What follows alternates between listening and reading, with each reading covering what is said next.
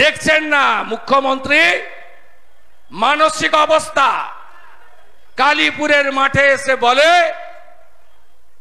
রাজা রামমোহন রায় সতীদাহ প্রথা চালু করেছিলেন। হ্যাঁ কিনা বলে যায়নি? কদিন আগে ফেব্রুয়ারি মাসে বলে যায়নি? উল্টে দিয়েছে। যেমন বলছে রাকেশ রোশন চাঁদে গেছিল, বলছে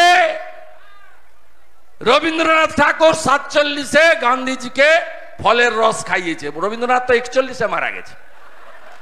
বুঝতে পারছেন তো? মোদিজির আতঙ্কে ভুগছে, কারণ মোদিজি পরিবারবাদ, দুর্নীতি, তোষণের রাজনীতি খতম করে দিয়েছেন পশ্চিমবাংলায়। সংখ্যালঘু ভাইরা, আপনাদের তো মমতা ব্যানার্জি তেজপাতা বলে মনে করে, তরকারিতে লাগে, খাওয়া যায় না। আপনাদেরকে গরিব থেকে গরিব করেছে, আর ভোট এলে বলে বিজেপি হিন্দুদের পার্টি। 175টা মোদিজির স্কিম, একটা স্কিমও কোনো একটা জাত ধর্ম সম্প্রদায়ের জন্য নয়। মোদিজি ভারতবাসীর জন্য করেছেন।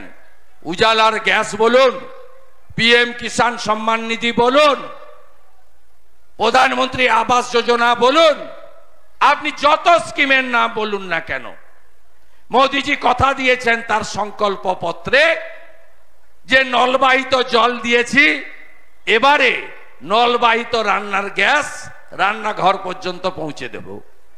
মোদিজি বলেছেন 4 কোটি আবাস হয়েছে, আরো 3 কোটি বাড়ি আমি বানাবো।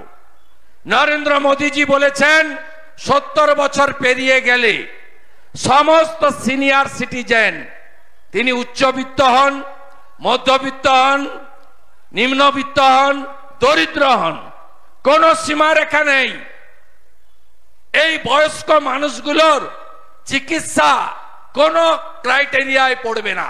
70 পেরিয়ে গেছে, আপনার চিকিৎসা করাবেন নরেন্দ্র মোদিজি। এর নাম হচ্ছে মোদি গ্যারেন্টি।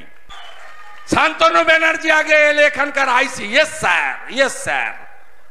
আর খোকন মল্লিক জেলা পরিষদের ঠিকাদার অ্যাসোসিয়েশন, এদের রাজত্ব ছিল এই এলাকা। শান্তনু জেলে, কুন্তল জেলে, বাকিরাও যাবে জেলে। এই চোর তৃণমূলকে তাড়াবেন তো? আপনি বিরোধী দলনেতাকে বিশ্বাস করেন তো?